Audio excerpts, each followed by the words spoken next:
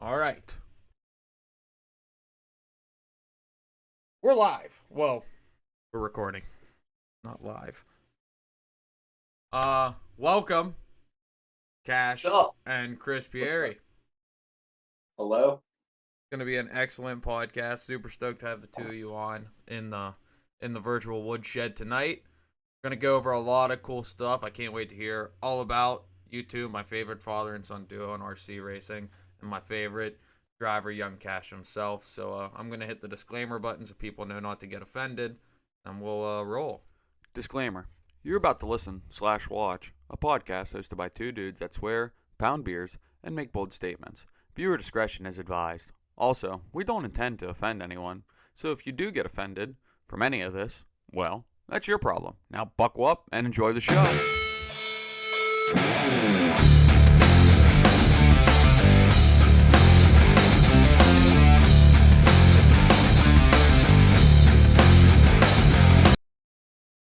All right, and we're back.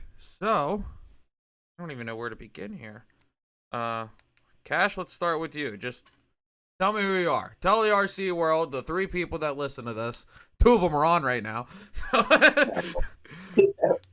Well, what do you do? Tell us. Who are you in the RC world?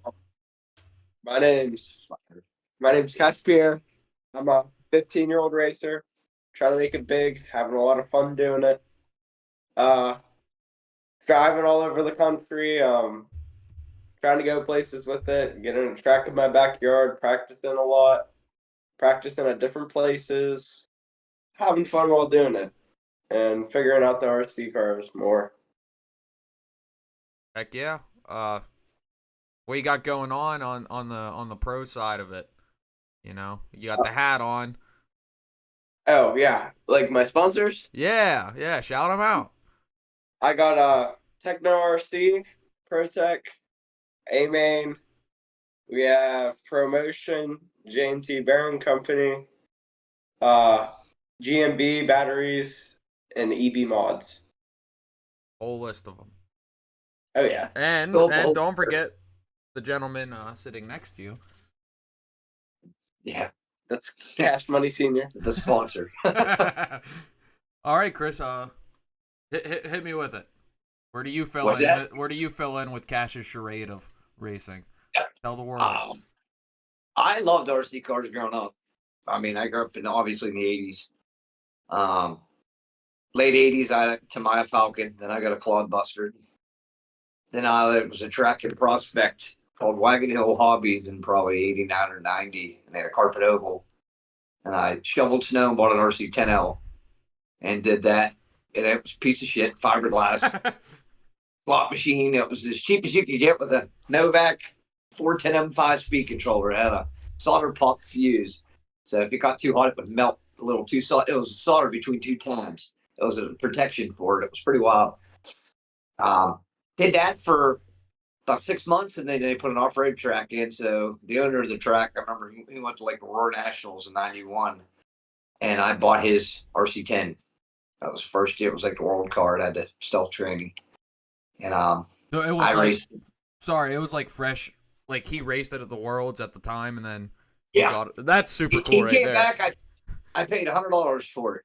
Oh man, I wish we could go back to that. Isn't that wild? I paid $100 for it. It was rolling. I took stuff out of my RC10L because I couldn't drive it anymore because they got rid of the carpet.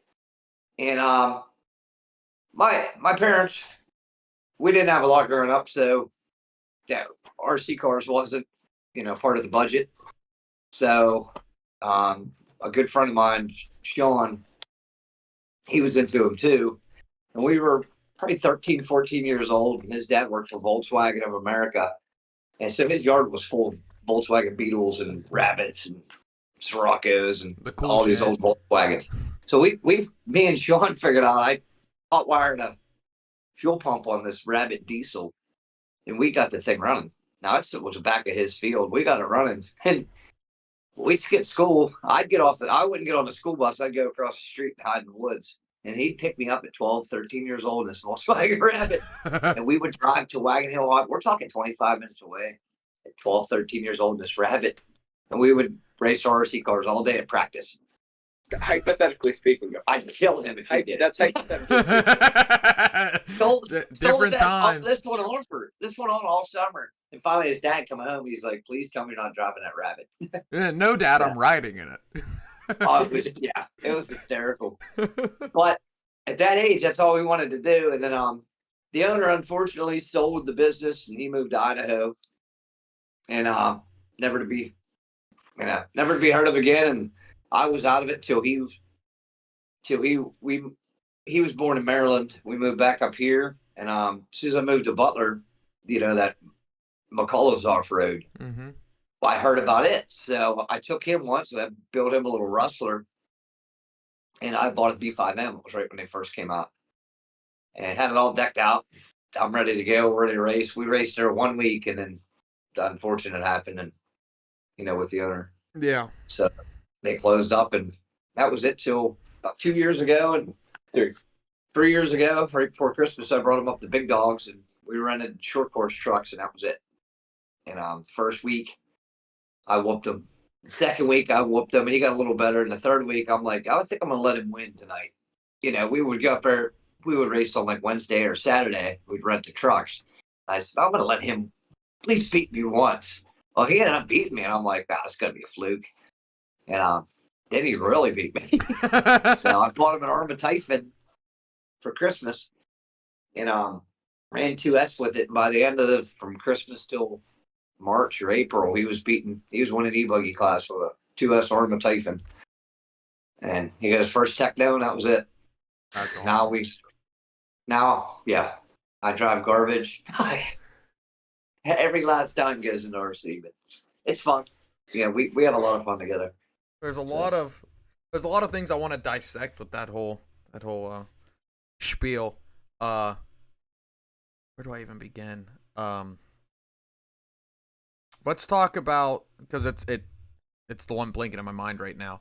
When okay, my mind's racing. Okay, so back to McCollig's. I just wanna say that I raced once indoor there. I guess it would have been their last indoor season, and then I raced at their last race they had, and that was my only time on the outdoor track. So I only raced twice there, and I don't know if I had my permit yet. It was like right before I had my permit or right when I got my permit. But my dad had to take me there, and it's like an hour away. And I had to beg him. I'm like, Dad, please, come drop me. He's like, I don't want to drop you off an hour away and then come pick you up. I love my dad. My dad's awesome, but just like the RC thing, we tried doing the pulling trucks, and that was cool. But then like that just kind of disappeared in our local area as soon as we started doing it. But so anyway, I convinced him to let me go, and McCollig's is just. It was an awesome place, and all the people there, and I just hear stories, and like I really missed some, and yeah, you guys too. We really missed the wave there when they were active, and it's a shame what happened. And the owner, I was actually going through a divorce. He worked for the gas company, I believe, and I worked for the power company. I was going through a divorce the same time he was. I was going through a divorce with Cash and Mom, so me and him hit it off. Mm-hmm. And found out he drag raced, and I grew up drag racing. We didn't do RC cars because my dad drag raced. That was any extra thing we had. That's what we did. Yeah. He was in RC cars. Well, the owner of McCullough's, Jeff, I believe his name was. Doug. He drag raced. He drag raced. What's that? Doug. It was Doug. Doug, yeah. It was Doug, yep. And he drag raced, brought me down to his barn, showed me his Mitsubishi Eclipse DSM he was building, and we talked about the divorce and stuff. Like, me and him really got along good, and shit, it wasn't a few days later when that happened. Real unfortunate. Yeah, no, Doug was definitely a killer guy, but yeah, I just wanted to touch on that real quick because yeah, we were probably there at the same time, and there was a kid there in a wheelchair. I can't remember. Yep, really good. He broke his back on a quad. I remember. Man. Yeah, there was a lot of RC. That was an amazing track, and a lot of good racers, and most of those racers are still running around everywhere else. I mean, but we can get on that later. Yeah. The other thing I wanted to pick apart was so you did the wrestler, you did the Arma, and then you decided it's time for more of a race end vehicle. What led you to Techno? Was it just that's the first thing Big Dogs had in the hobby shop, or? So we were. This is actually pretty cool. So what we were like thinking is, we were thinking we needed to get a race car because I was getting really good at with the e-buggy, and I was like, I wanted a Techno 10 scale buggy, and I thought they were so cool, the Techno 10 scale buggy. And I used to go to a youth group back in Butler, and one of like the leaders there, he said he had one for sale. I wanted to get it so bad because I was telling him I raced RC cars, and he said he had one for sale, and I was like, "Can we get it?" And my dad's like, "No, no, no." And he's like, "I like these mini truggies." I was like, "What's a mini truggy?" And then we kept looking at these mini truggies race, and I was like, "I don't know." And he was like pumped every time he saw the mini truggies race. Like, we need to get this car. I'm like, okay, They look fun. we'll try it. We'll try it, and it looks fun. And then local racer, Cecil, also known as like Iron Man for Yeah. Big Dogs, sold us his ET 410.2, I think it was. It was a roller, I believe, and we got a speed controller in it, and Yeah, first time. I forgot those. We got the mini chuggy. Yeah. His first time out with it, he fucking launched it like full bore, cartwheeled it, bounced it off the wall, snapped the A arm, shock tower. I was pissed. I'm like, what the hell was that? Like, listen, we're gonna spend this kind of money. This is not a bad shirt. We're gonna Yeah. put it into the wall, full bore. Little do we know that $275 is absolutely nothing. Oh yeah, right. It was a lot then though. I was living. I was so mad. Yeah. Yeah. So that mini truggy, that Techno mini truggy, was your first race bred car then, Yep, it was. and this was, what'd you say, 2 or 3 years ago? It would have been like December 2022. So Yeah, 2 years ago. a little over 2 3 years. years ago, I guess, if you do the math. So that's nuts to me right there, because like 2 years and some change ago, you're buying your first race quality vehicle. So how long? So you did the thing in McCollig's. We won't count that just because there was a time lapse in between. But when did you start, like, racing consistently? Not necessarily like taking it super serious or anything, but like when were you going, like every week, every other week? We were racing every week, but I don't know if we were taking it necessarily serious. Yeah, not taking serious, yeah, but just Yeah, starting to race we every were week. racing every week. We were racing every week, and we were pretty serious with it. But I would say the year after, like midsummer, we started pumping like on road and pumping like Of social 22. media and really. Yeah, he or 23, I we- guess that'd be. Yeah, 23. Bill Wiggins Yes. really took Cash under his wing. Yeah. I just was in between jobs. I had quit my career of 20 years at the power company. I was a supervisor, and life took a shit. Mhm. I was in between jobs. I ended up contracting. I had to travel, so I was coming home on weekends, and I went from having him full time to only seeing him on the weekends. So I'd get home on Friday, and I'd take him, and we'd go to Big Dogs, and we'd race Friday or practice Friday and race Saturday. And Bill Wiggins, the longtime racer up there, really took him under his wing. And Bill would be like, drive this car, drive that, drive this, drive that. And then on road came around, and he'd get him in a NAS truck, get him out there, and he was really good. It didn't matter what car anybody gave him, he did really well with. And then the Nitro came, the Nitro on road. And he ended up having like just kicking everybody's ass with borrowed cars. Like he did really well. 2-wheel drive pan car, then the 2-speed all-wheel drive cars. Jim Fischera, an older gentleman from Pittsburgh, it's real big into. He's been racing since like the 70s, Mm-hmm. and he really did the same thing. And everybody up at Big Dogs just kind of took him under his wing. And for his birthday, I saved up for his birthday. I got him his first e-buggy, first 2.1, and that's when he decided he wanted to race. So he sent in to be a sponsor, sent in his application for Tech Now, and we didn't think we'd hear anything. Almost as like not a joke, but almost as like a pray for this to happen. Almost. Yeah. Like, Yeah, okay. what a day that was. That was cool. No, that's. So, And like, for the people that don't know, I find the timeline really funny because like, so you started in like winter of 22, late winter, being consistent with it. and then did the Nitro on-road thing in summer of 23. And then now it's back to wintertime. We're back inside racing the off-road cars in late winter 23. And lo and behold, the one time I go to Big Dogs in I don't know how many years, there y'all are racing. And he has the new short course truck that like just dropped a few weeks before or whatever. And that's when I started talking to you guys. Like, I was just like, how's the truck? You know, and we just started talking and bullshitting, and then like, man, we just like clicked like that, and I just like was watching Cash, and I'm like, damn, that truck's fast. And then like this kid walks off the stand, I'm like, what the fuck? The funny story about that is we had known already that Cash, they had offered the techno spot, but he was not going to tell anybody yet. Yeah. And we had looked and we had heard, hey, there's a techno driver coming, and it was like it was Mike. And there was going to be a sponsored techno driver was going to be at Big Dogs that day. Yeah. And it was Mike.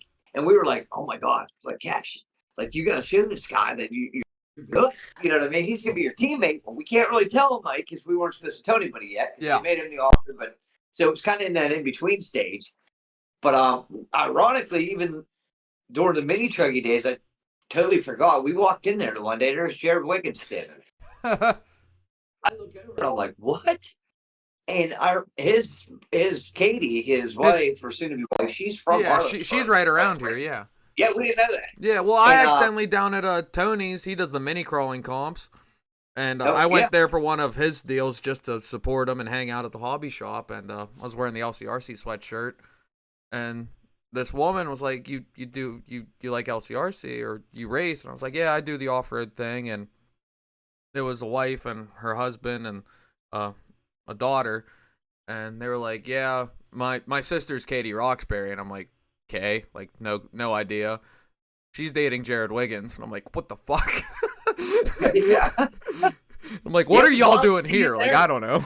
Anyways. Yeah, it was wild. It progressed really, really fast. Like weird fast. And we and at that point I bought that short course truck. I bought that for me. Oh, really?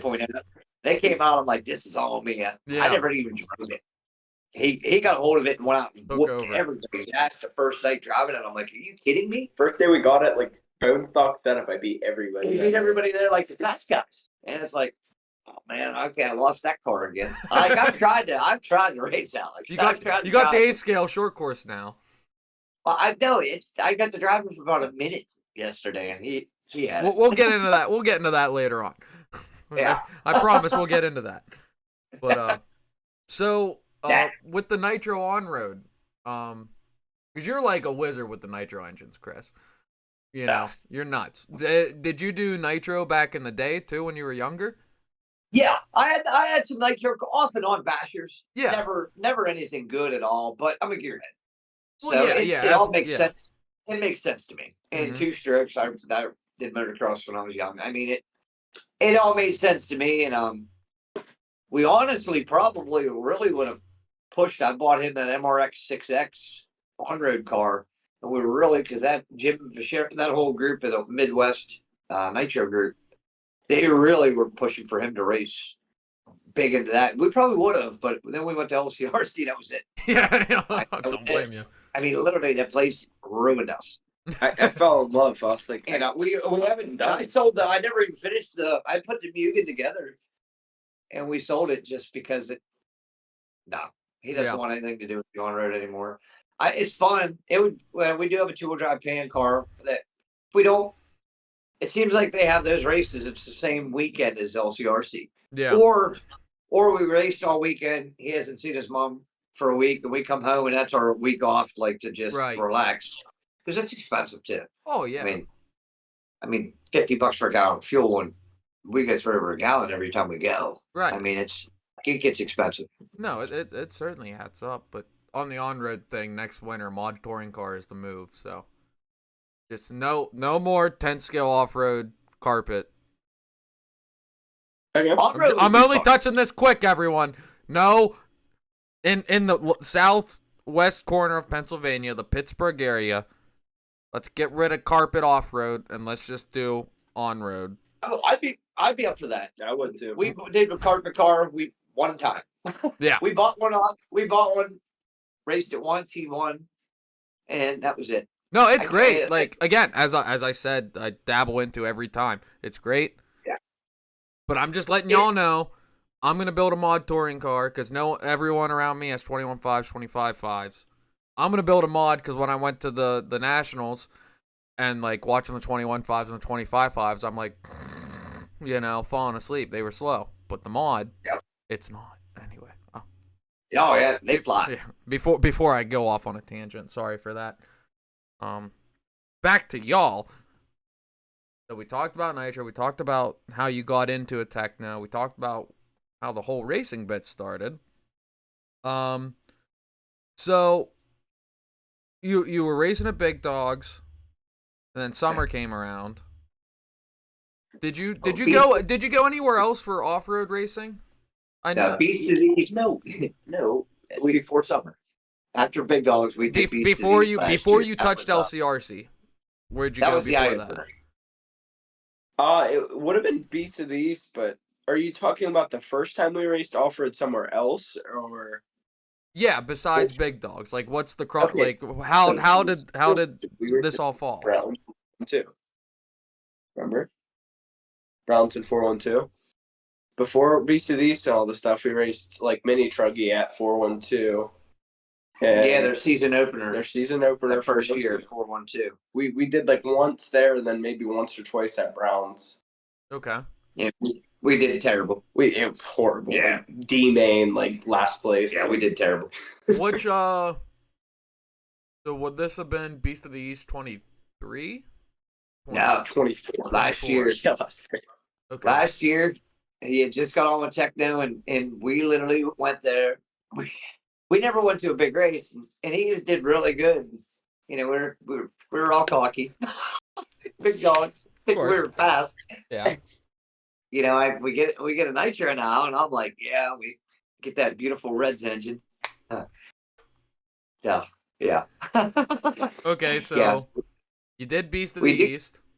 We go to Beast of the East. We brought the Nitro car, the mini truggy, the 13.5, the e-buggy, and the short course truck. We're going to go do a big race, and we're going to enter 5 classes. Yeah, why not? So what? Let's back up. Let's back up. So you're racing Big Dogs locally. You did Beast of the East before or after 412? After 412 is just like a one-time thing. We didn't know what we were doing. So yeah, you're doing Big Dogs, and you said, okay, here's this thing, but outdoor you went to 412. Yeah, I went to Browns twice that summer. Yeah. Okay, see, this is where I want to talk about it. Is you're staying somewhat local, driving an hour and a half or whatever. And then you're like, here's this fucking race in North Carolina or wherever it is. Get in the car, boy. Let's go 8 hours south. Like how how'd that happen? How it evolved was we got the mini truggy that winter. We got the Typhon, then we got the mini truggy. Summer rolls along. We do 412. We do Brown. We do 412, and somebody at Big Dogs. I was there one night. Traded in a 48.3 buggy and a 48.3 truggy. Both Nitro? No, they were both electric. Okay. And John wanted $350 a piece for them. And I went in and I bought the 48.3 buggy for him, and I come walking around, I'm like, here, Cash, it's a Techno E buggy, and he was dying. That's such a good buggy too, even though it's ancient. That's such a good buggy. So then I bought the truggy. I didn't have the money to pay for it, so John held it for like 2 weeks. I get this big ass orange truggy, and I'm like, yes, this is awesome. This is gonna be mine. It was never mine. So we buy that, and we're gonna go to Browns like 2 weeks later. And meanwhile, keep in mind, I'm still pretty broke at this point. I buy 2 brand new Z batteries on Amazon. So we're going to go make our big debut at Browns the next day. Now, this race at Browns, was it like the X-Ray Challenge, or was it just a club race? No, it was just a regular race. But okay. We were ready. We were still running Big Dogs in the summer. We were ready. And get 2 brand new batteries, because we were running junk that Bill Wiggins would give us, and people would just give us parts, and doing everything just to keep us going. Yeah. And I stick this new battery in, and I'm down on the track, like water on the one side. Cash is driving, and he makes 2 or 3 laps. I hear fire. I'm like, what? I look, and there's his e-buggy in flames. The poor kid falls down the steps running after it. I gotta run, and I gotta get a fucking fire extinguisher. I put it out. I mean, we're sick. We gotta go to Brown's the next day, and the servo wires are melted off it. The speed controller's melted off it. I'm like, so I robbed the speed controller out of that big truggy. I get it put in it. I'm soldering and trying to solder like extensions onto this just to get I didn't even have an extra servo at the time. So we go to Brown's. I don't even think we finished. We broke. And that was it. That was it for us that summer pretty much. And then what? Wait, that night at Brown's, Bill Wiggins came over to us with he was like, "Hey, buddy," he tapped my shoulder, and I turned around. We were at the back of the truck. I had a rough day. Like it was like, oh, that was an awful day. But Bill Wiggins like cheered me up. He was a great guy. He's a great guy. Agreed. And I turn around. He touches like my shoulder, and he's holding a low C nitro buggy. No. He said he was driving his techno buggy. He handed him his controller and said, "Dave, take this for a couple laps so I can hear it out on the track." It was a nitro buggy. I'm like. Like, he was scared to death of it. Oh yeah. And not getting on it. Bill's like, "Run it." And then Bill walks over and hands him a Losi ready to run nitro and says, "Here, take this home and play with it." So we were all pumped. We tuned it. We went back to Brown's the next week. He made 2 laps with it. The fucking motor blew up.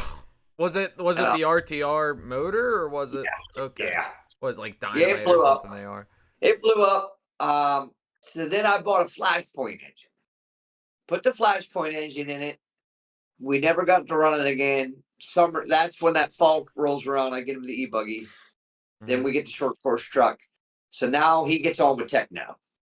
Now, since he got on Techno, our heads inflated. We're going to go big time. Yeah. And for Christmas, he wanted to travel somewhere.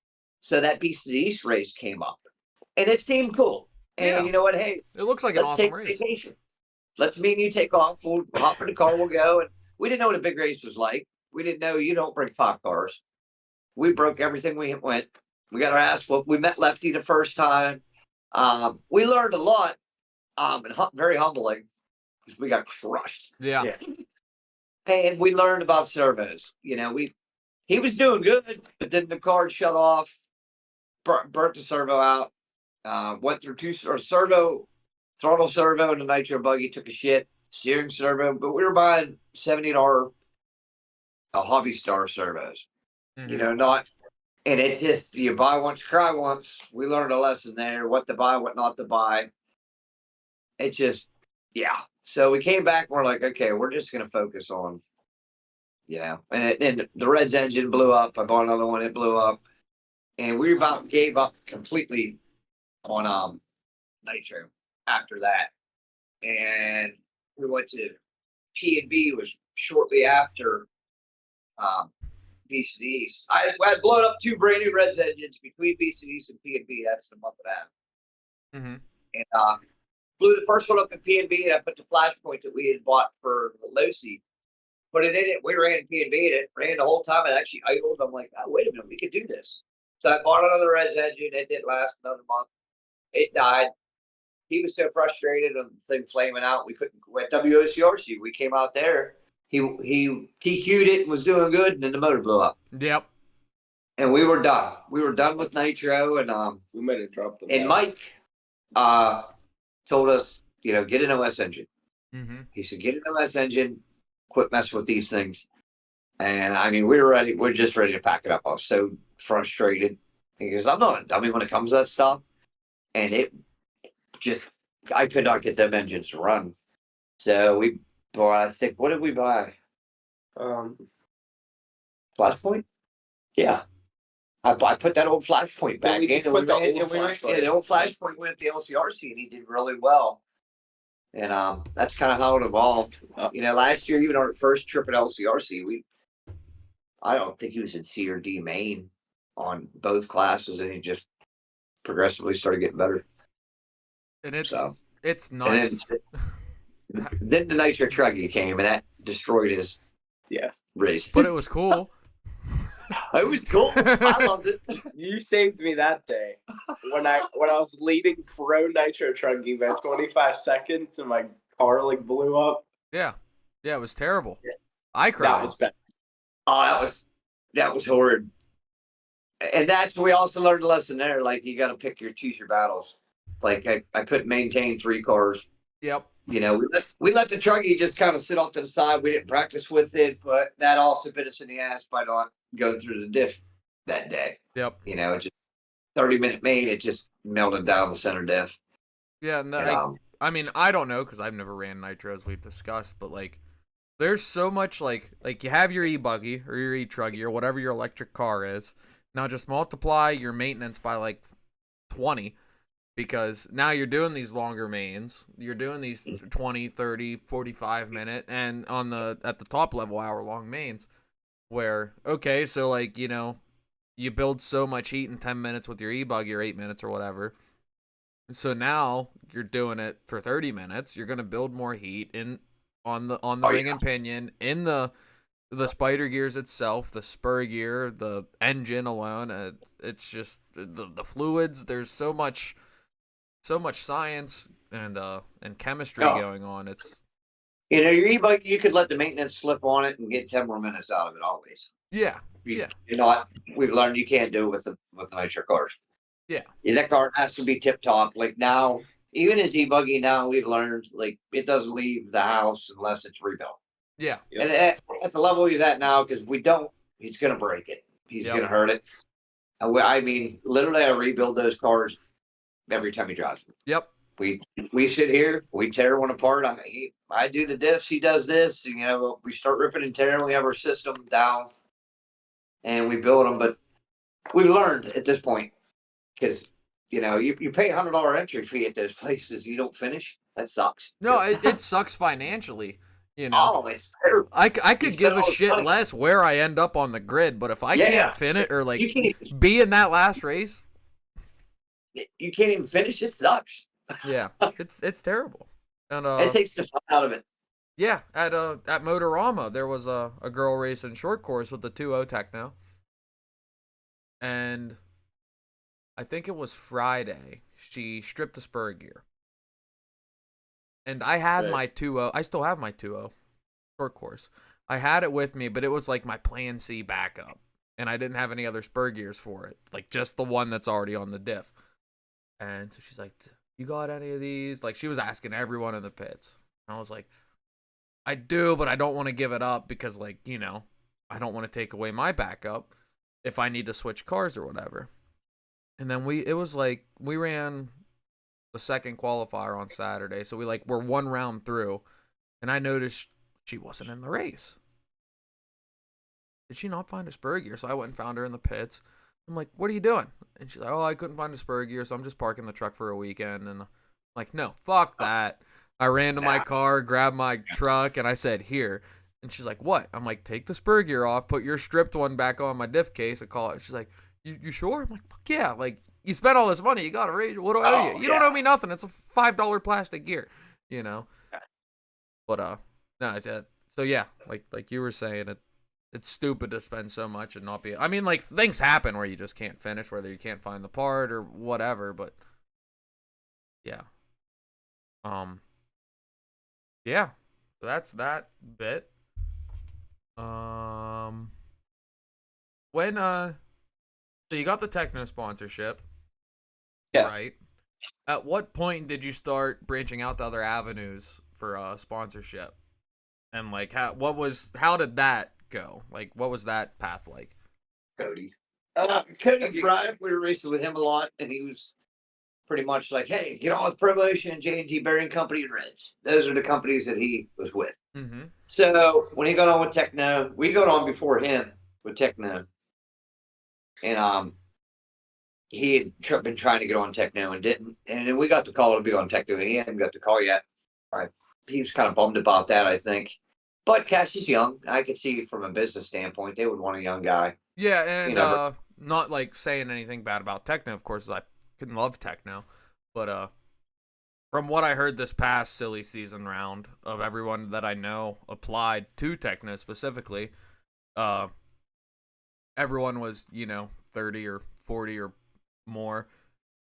Right. And, they didn't get accepted. And I think, like we talked about before, Chris and Cash, we might even have this conversation where I think Techno's trying to find the next Mayfield or the next generation and trying to start the grooming early. And they're being very selective about that. And from a company standpoint, It makes why sense. wouldn't it? I mean, Yeah. I get that from a company standpoint. Yeah. I mean, a kid like him has a better chance of making a career out of it than me. I mean, I already have my life, my house, I can't just quit and go race cars. I ain't going to be Mayfield. But if they can find that 1 in a million kid that actually does make it, why wouldn't they? Exactly. Yeah. And the kids are more into social media than the adults. And bottom line, it's about money and selling product. Mm-hmm. It's not. They don't think Cash is the fastest racer there, but he's friendly. He's a young kid. He's going to sell more Technos than I will. I mean, it's just the social media. The kids have it now. Mm-hmm. And I think that's what it boils down to. A lot of it. No, that it definitely helps in social media and everything nowadays, and advertising, promotion, and even just basic communication. Like it's marketing. Like I mean, you can think about back in the day, like whether it was drag racing or whatever. There was like an actual hard flyer, and you knew the guy to get it off of or where to get it at. Whether it's like at the VFW or whatever local focus point. It's like, here's the races we're having at the drag strip, or there's a website. You click on the website, and you're like, okay, here's the schedule. Now everything's through Facebook. Oh, it is. There's no more websites. It's all marketing. Yeah. And these companies will sponsor, especially like Reds, and they'll sponsor anybody. Doesn't matter. That's how they'll mark their stuff up 25% and give anybody a sponsor for 20 or 25%. And a lot of guys get that and they're like, whew, sweet. We got confident. So we ended up running a product that we didn't like. It didn't work for us, but it was hard for us to walk away because it was his first sponsor. Yeah. It puts a chip on your shoulder. And we got, and not just that, but he was proud of himself. Yeah. And it's kind of bad how a lot of the companies will do that. And you'll get these racers and they're struggling every week with the same inferior product. Yep. But they got a deal on it. They're sponsored. So they're being very loyal. And shame on some of the companies for doing that. Yep. Now, luckily, we don't have any where we're at there. Actually, his companies that help, they actually help them a lot. Yeah. I couldn't. Being a single dad, there's no way I could afford to do what we do if it wasn't for Techno, especially. His battery sponsors, what they've done for him this year. Then promotion. Promotion. Deal with tires. I mean, tires. You talked about it on your podcast the other day. That is the biggest expense. It is, and I have a tire sickness. Oh, I know you do. Yeah, I have the same sickness you do. I think maybe not to the scale, but I wake up and I dream about it. It's an addiction. And I can't wait to get a box when I get home. And I'm like, ooh, I'm gonna roll it. And that's how Davey and I are both like that. Like it's like, okay, this tire probably may not ever work where we race, but like I just like looking at them in a box or on a shelf. I like having a mass of them. Dude, I set them on the table. I squeezed them. Yeah, no, it's like I have something good.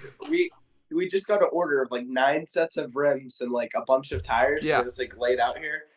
And I just look at him. He's carrying 9 sets of rims, and he's like, "We need those rims to glue on the tires." And I'm like, "I didn't say anything," and he's like, "Justified it." Like, I need this. Yep. He's like, "Quit buying tires." See, like for me, and it's like this thing. I have like all these things from when I was Cash's age, just getting into racing. I'm just a broke kid. Just working my ass off and spending everything like we talked about. You never had it, so now you can. Yeah, and now I'm like, okay, all the fast guys and guys been doing this got these big boxes of tires that they never touch. So now I'm like, I know I'll never touch them. I know all I need is fucking reflexes, but I want every single JC tire. Yeah. And what it gets for me is he's my kid, so I do everything I can for him, and it's like, man, if I take him there and he doesn't have the right tire and he loses, I feel like a shitty parent. Tire FOMO. I take it personal. And like you said, with the reflexes, all I need to do is run Raptors. Yeah. Yeah. Say run them, and they're gonna fucking work no matter where we get. Yeah. But this one might work a little better. I gotta get 6 off long-wear Havocs, 6 pair of them. I'm like, what am I gonna do with 6 sets of these? You're gonna look at them. You're gonna feel them. You're gonna rub them. It is. I do. And I sit here at night and I watch TV and I glue them all. Then I stack them and I move the stack over here and here. And then you just look at your stacks and you're like, tires. I have tires. Oh, it is. I'm telling you, it's bad. For some reason, it's just satisfying. And I keep thinking, I get downstairs and I'll be sitting there watching TV and I'll go downstairs and I'll count them. I built a rack down there and I have them labeled super soft, T1, T2, and I count them and I'm like, okay, we have 4 pair of Raptors, Phantoms. Okay, but we got 4 pair of super soft, but we run 2 cars, so that only gives us 1 pair to run and 1 pair to practice. I start justifying it, and I fucking order $300 more. I only have 50 sets of tires. I need. Yeah, I have 50 sets of tires downstairs. 50. 50. Glued on the Why wall. not? It's terrible. And you know what? And the truth about it is, if he goes out there with Raptors, he's going to do just as good every time. And it's really funny because you think about it, like, you know, a new kit drops or a new engine or a new motor, like, you know, an ESC, it's like $200 or a kit, you know, 400, 500, 600. And you're like, oh, I really want that kit, but I got to save up for it or whatever. You know, I got to I got to make sure I have the money. But then, like, you know, you're going to whatever track and you're just like, I need some tires. Click on 8 sets, $400 worth of tires, enter. Delivered, like, no problem. Tires is no problem to buy, but like, listen, I have bought every re-release of the RC10s. The first 4 that came out, I bought for myself, and then I've sold them for tires. Yep. The clear one, and then it's sitting there, and I'm like, I need tires, so I sell it.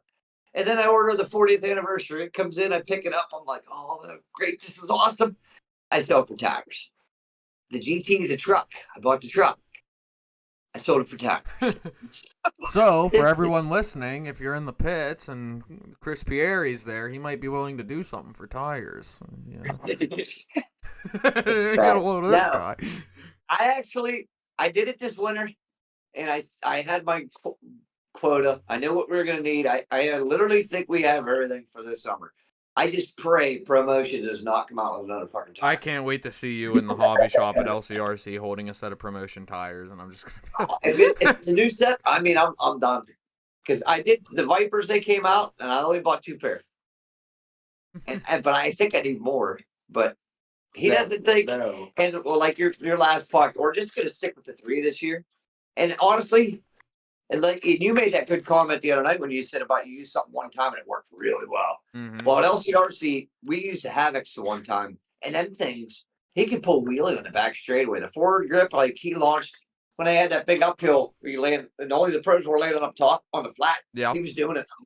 Now you gotta have them every time. We chased that dragon for weeks after that. Yep, running Havocs that would not work when we should have been running Raptors or Phantoms, and. Yep. We've learned at this point. Now we're going to run what's going to work, whether we want to run them or not. Yep. No, that same high bit me motor guys. Watch the fast guys with their run, put them on, and that's what we're gonna. That's the goal this year. So okay, I gotta urinate and grab more adult beverages, so I'm gonna pause the filming. I think I can pause it. Can I? Yeah. Okay. You ever smell them? Does it smell? No, I gotta do it. Huh? I get the tire. Is it brand new? I gotta feel it. I gotta. This is a Truggy tire too. I don't even own a Truggy. Oh, good stuff.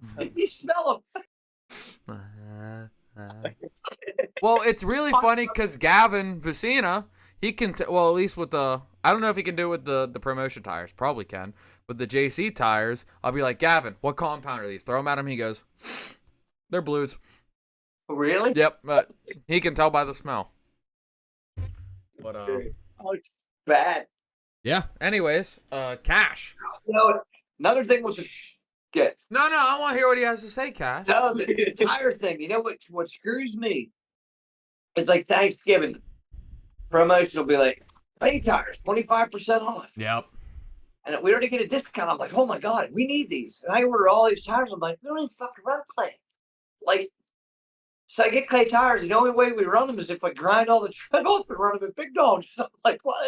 So those But would luckily we probably got work really well at adrenaline. What's that? Those would probably work Like- really well at adrenaline once you grind the tread off. Like, Yeah, well, I you gotta think wear the clay- tread off. It's weird, but Clay did work there, but bottom line is, all if we really race this summer is going to be LCRC. yeah. And I got pals. The one good thing, they're not going to go to waste. We have to track out back down. Right. So I'll burn Yeah. off. Like, I bought a bunch of those Blackbirds because they were like $8 a pair. Yeah. I don't like them. They just rip apart. The knobbies all rip off in chunks. I think it was one of their first tires they came out with. They hook up well, Yeah. but they just don't last. They Right. just don't last. And I think they've been through a couple of manufacturers probably since. You could tell the rubber's changed. I can tell by the smell and the taste of the rubber. Now, and even their inside, they've changed. Their tires have changed, and they've come a long way. They're getting a lot better. Oh yeah, for sure. But Cash. But I'll burn them off. I'll destroy them all in the backyard this year. So good practice. So Cashington. Young Yes. Cash. What Yes. is your favorite class to run? Oh, my favorite class. Okay. Like if so- you were stranded on a desert island and all there was LCRC and one car, what would it be? E-buggy. Chris can't hear that. did he say nitro? Did he say nitro? He did not. Why? I Not comparing. okay, Like you yeah. can compare, but I'm not asking why compared to X, Y, or Z. Just like what makes e-buggy special to you? E-buggy's special to me. It's special to me because it was my first car, and like I've always had a connection to the e-buggy, even the Type In. Like it's just always been such a fun car for me to run. Mm-hmm. And I've had such bad experience with Nitro. I know not X compared to Y, but I've had such bad experience compared to Nitro that it like scarred me. Oh, Like, yeah. beginning of last year, it scarred me. So like e-buggy's always been my favorite. Well, see, watching you and everyone else run Nitro and like have something, one of the million things that could go wrong with an electric car too, or whatever, But then it's just like, oh, that Nitro really doesn't seem like it'd be fun for me. So I appreciate you getting scarred because it scars me too. Yeah. We haven't had, honestly though, we've had better luck with nitro in the last. We never have an issue with nitro. We kick out axles on an e-buggy. We don't have issues with Nitro now since we've With since we've got our- the kicking out worked out. axles, Mike just told me he's doing a little homework with Jared Wiggins setup where he does like on the rear. I can send you it later, but it's like the rear he does 2 millimeter internal spacers. I don't know if you guys are already doing that on your e-buggy, but the whole point of I just have droop set and it keeps my axles in, but yeah, we what I found out last year, we didn't have any issues with the original e-buggy. And then they came out, then the 2.2 axles had a little longer stub. yeah. And they would say that it has nothing to do with it, but we never kicked down an axle until we changed those stubs. And now on the inside of the shock, there's a 6 millimeter limiter that keeps it from coming down the whole way. But now they're actually putting like a 2.5 or 3 millimeter limiter on the outside of the shock too, Yeah. to limit the in travel as well. We had always got away with not running any of the rear braces on that car, always. Mm-hmm. And then with the new axles, once I put the rear brace back on, we didn't have any more issues. It just The car was flexes so flexing. much. The car was flexing so much. Plus, he was getting in the habit of hammering the throttle trying to get it back on its tires. So he'd get a wreck and he'd be barrel rolling. And a lot of times, you could get yourself out of it by thrashing the throttle. Yeah. And he got in that habit of doing it. But once the car is flying and flipping and you're on the throttle and that tire hits, it's that high grip at LCRC, it just twists the car apart, kicks the axle. Yep. We went through a 2 or 3 race spell of that happening we haven't had an issue since. He's calmed down on when he figures you're gonna wreck, stay off the throttle. We realize it just doesn't help.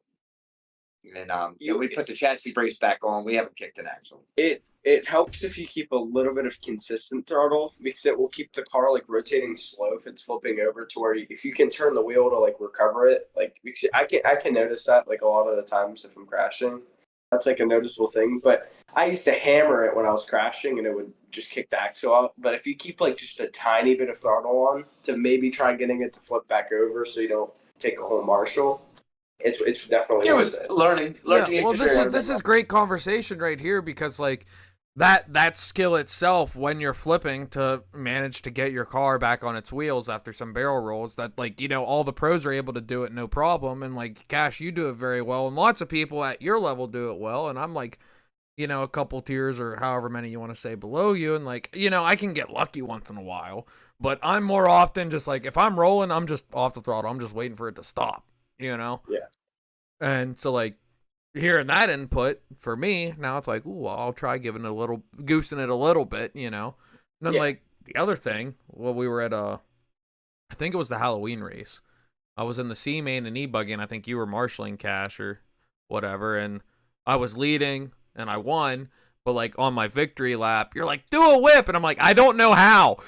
And then like I came up to like the big quad and I just pinned it and like just turned my wheels and the car just I can't believe it didn't break. Yeah. But that's another skill where like, you know, you get to Cash your level and higher, whipping is like absolutely necessary for the fast lap, and especially on the certain layouts where the lander's like in the apex of the turn, where you gotta turn your car midair to land right to be set up for that turn so you can shave those tenths. And you can overdo it though too. Yeah. Okay. I've had my share of overdoing whipping a bit, but I really I apply my use for whipping now. You do.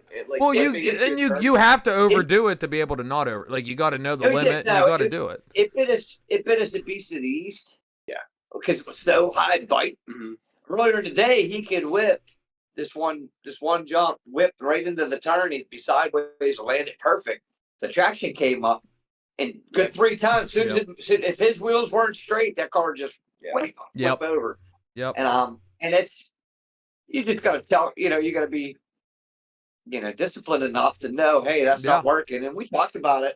Yeah. And you stop, but it's even the whipping changes depending on, which is crazy, but it changes throughout the day. Or you can get away with it, then you can't get away with it. With traction. Yeah, and that's something I never even really thought of myself because I'm not out there whipping. For one, so I never thought about when shouldn't I whip, because all I think of, you should never whip because you can't do it right to begin with and you just crash. You know, I'm trying. And that's me. He could whip 1,000 times, but one time he crashes and he's whipping. I'm like, God damn it! I told you don't do that shit. I crashed on this turn and I just felt like 80 hot laps. Like, you get mad at me for that. Okay. I mean, like, it's because you whipped. I'm like that. I just have like the best race of my life, and you just yell at me. No, and every dad sees their kid, and it's like, why is he whipping every jump? Like, there's, you don't have to all the time. Every dad there is every time their kid whips, the dads shake their heads. It's just it looks cool, but everybody wants to do it. No, that's great. Okay, so now my next question, I'm gonna ask the both of you, and I want you guys to stay separate on the inputs because I want to see if there's a difference here. So, Chris, I'll start with you. What event this summer are you most looking forward to? Not track, a specific event. Oh, Psycho Nitro Blast. Okay, we're gonna skip that because obviously. So you know they're going to P&B, greatest thing ever. I have severe FOMO because I'm not and I've never been. We can go into that later, but the cancer race. Okay. Why is that? You know what? Last year, just even though the truck that was the Nitro Truggy race, but hanging out with you guys, and that was awesome. It was not just racing; it was fun. It was a blast. We busted balls. I mean, he won a tire, and he gets one of the other tires. He got the whole set, got the Drake tires. Yeah. Because we needed tires. So for the listeners that don't know, at LCRC they have the cancer race, and the whole race they donate all the money they take in from the cancer race to whatever foundation they choose for that year. And this past year, the 24 cancer race, it was to St. Jude's, and they always have a massive raffle, like bunch of local businesses or businesses that, you know, dudes in the RC community work at or own or whatever. Everyone donates, and then it's this massive raffle where you go buy, you know, you buy tickets and you try to win. And a lot of the pros tend to donate stuff too. So one of the items was Adam Drake Truggy tires, and they were, you know, it was a set of 4, and they were signed and everything. And so you can put your ticket in wherever. And I put some tickets in. Some other people put some tickets in. And I think I won 2 or 1. You won 1. We won 3 of them. You won 3 of them. One extra one. So yeah, they won 3. I won 1 because the whole joke we kept having was we got to win all 4, and then Cash has to run them on his truggy. And that's exactly what happened. You raced with. I needed tires. We weren't gonna spend $80 or $60. They were excellent tires. Yeah, these weren't like bald deals. These were like, you know, nice, maybe 1 or 2 runs, you know. Yeah, nice set of truggy tires. Yeah, like, let's run them if we get them. So their Cash is around the track with the autograph on the wheel. You were announcing, we're like, you can't just take his tire. They're like, well, go get him. We're like, well, he's not going to get mad. I'm like, you can't. You can't just take his tire off his table. Yeah, I remember like Lauren, I think it was Lauren came running up to me, and he's like, hey, Cash, I'm giving Cash your tire. I'm like, what tire? He's like, your Adam Drake tire. I'm like, I want an Adam Drake tire? And he's like, yeah, Cash is taking it. And I'm like, okay. He's like, he's going to run his truggy with all 4 Adam Drake tires. And I'm like, that's so fucking cool. Now, that was, as far as that's the race I'm looking forward to this year, especially my mother was a cancer survivor. So that means a lot to me. Yeah. Like even P&B has a big raffle. Me and him have been saving our dollars and laundry money. We got a couple $100 in the Coke bottle in his room. That's going to be our raffle money. So as soon as P&B's done, we're going to save up all our extra money. And every time we get 20 or 40 bucks, we'll toss it in there. Yep. So this year we're going to win a lot of stuff too. Heck yeah. That was awesome. Heck it was a good time. That's what I look forward to most this year. Okay. Cash? We're going to go to the Fuel Nationals in Texas as well. But that's the whole. I want to get into that too. Yeah. Yes. But as far as the major local races around here, it's cancer race. Yeah. Okay. That's for me. That's Cash. What's your most excited race?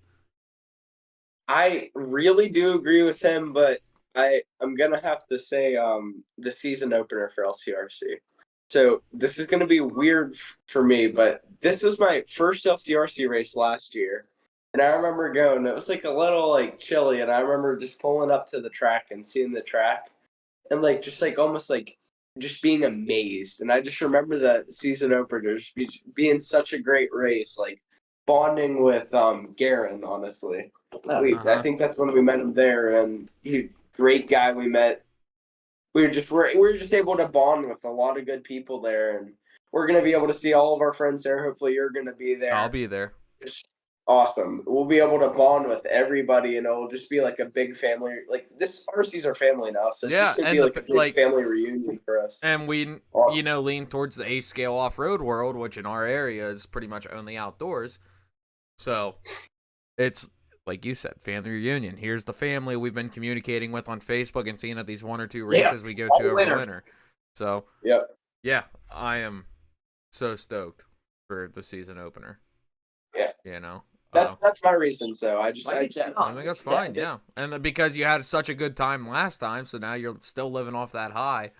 And so now that race will always hold a special place in your heart. Just the same with you, Chris, with the cancer race and us having such a good time. Yeah. You know? Yep. Okay. That was fun. Yeah, I agree. Let's talk about the fuel nats. Are you going, Chris? Are you able to go? Well, how it's going to work, my sister lives in Texas. Right. She lives 2 hours from there. So when they announced where it was going to be at that Thornhill, I'm like, man, he's 15. He can still enter as a junior. They have the junior national champ. Right. As well, so he can still enter junior class. And so I got a hold of my sister, and I'm like, how far are you from here? And she's like, 2 hours. And I'm like, wow, like this might work. Now my sister has a son that's only like 5 days older than Cash. Okay. They were born together. So we don't get to see them enough anyhow. And I'm like, why don't I try to turn this into a trip? I'll send him down a week early. to hang with my sister and her hang kids, out, yeah. her family. I'll buy my parents plane tickets for Christmas to go out, because they're getting older now. So maybe we'll get us all together again. All of us. Now, I don't have enough vacation, so I'm going to send him out a week early. She'll get him to the track on Wednesday.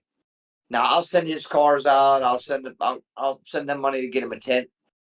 He could start seating on Wednesday. I'll fly out Thursday. That way, I only going to take off like Friday and Yeah. Monday at work. Yeah.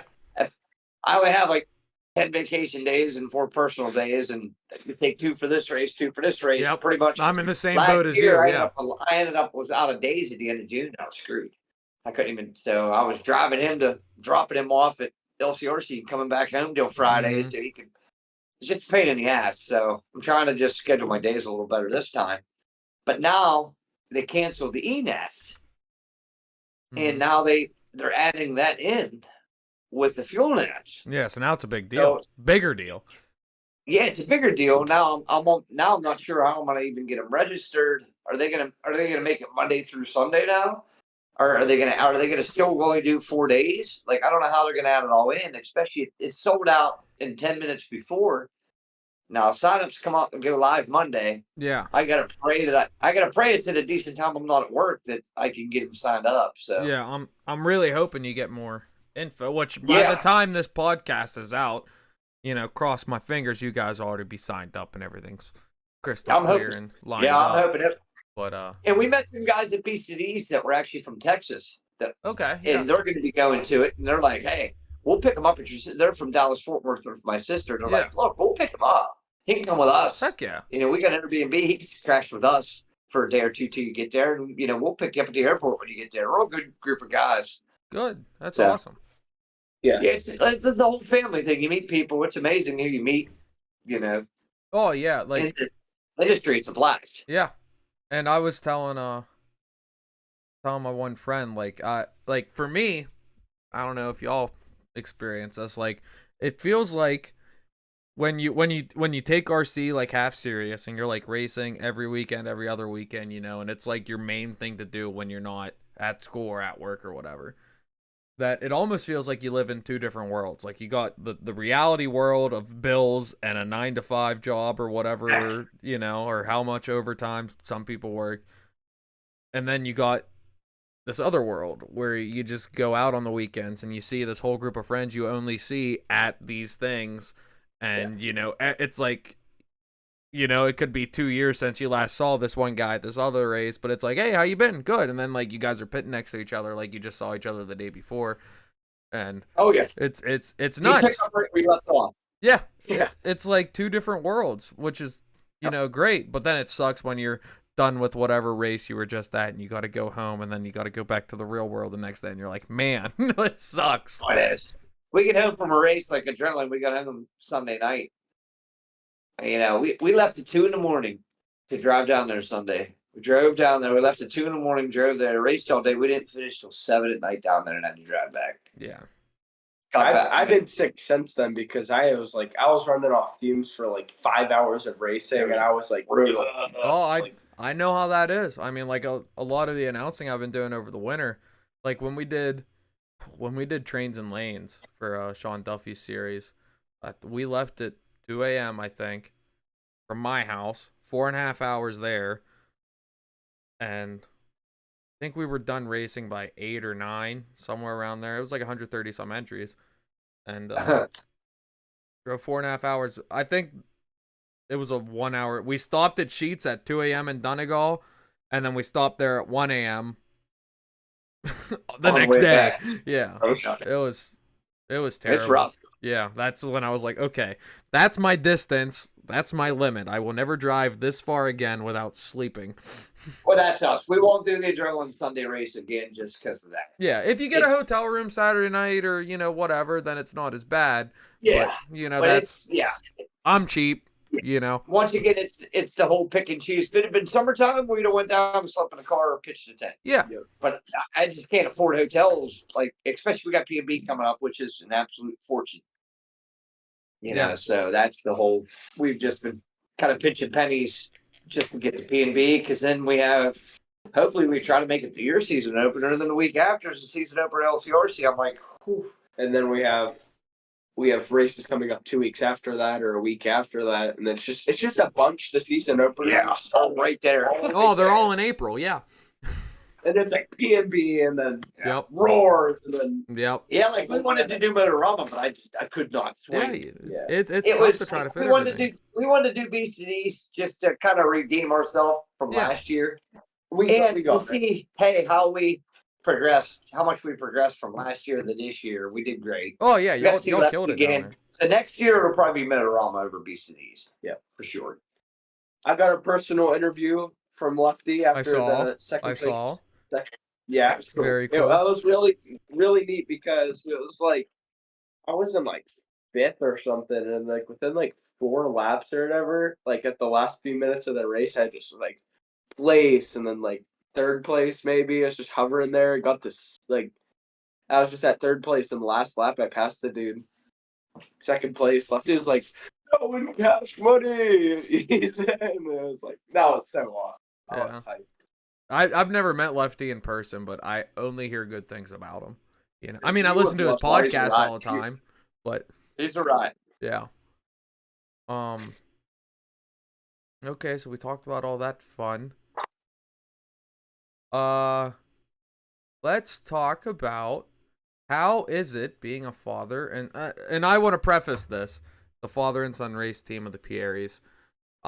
For everyone that's gonna listen and watch or whatever, I want to say the reason this is my favorite father and son race team is I grew up in sports, and then I did tractor pulling and then RC racing, and a lot of times with the father and son combos, it's like the son does something wrong or it's just a tough day. You might find the father being a little angry at the son, or just like upset in general. Maybe not angry is the right word, but just upset, and there's you can see tension, and there's some yelling or screaming that happens, or some general upsetness is in the air between the father and son sometimes at these we'll call them sporting events, whether it's soccer or football or racing, real cars, or tractor pulling, or even RC cars. And at the cancer race at LCRC was my favorite example I like to use is Cash, when your truggy wiped and you were walking off the stage and you were pretty heartbroken. You were teary-eyed over it because you were like a lap ahead of second, running in first. And, you're trying to hold your emotions back. And Chris, you were just holding his radio in his car, and you just like have the smile on your face still. And it's not that you were laughing at him or anything. You're just like, yeah, that sucks, but you ran great, kid. Like, you got nothing to hang your head about, and Cash is hanging his head. And you're like, it happens. Like, you did awesome. And point being is, I'm sure you guys have some kerfluffling here and there, as anyone does. Not that bad. Yeah, it doesn't seem really it. That's that. what, like, it's overall, it's like, yeah, you guys are father and son, but you see more often just this team, this group of best friends, and I just think that's super fucking cool. That. We've been best friends since we're like I was like little. Yeah. I've always been like glued to his hip. Like, no, we I do want to say something. When like he started getting like real mad at me, like if I would like do something bad, not real mad at me, but it would get to me a little bit. But then I started really like thinking about it, like just like personally, like I can't get mad when like he gets mad if I crash or something or do something dumb, because like he's just really passionate about it. Yes. He's so passionate. We're both. I can't be mad. Yeah, at both him. of you with are. us is we're both passionate about it. Yeah. And Cash, he's very sensitive, and so am I.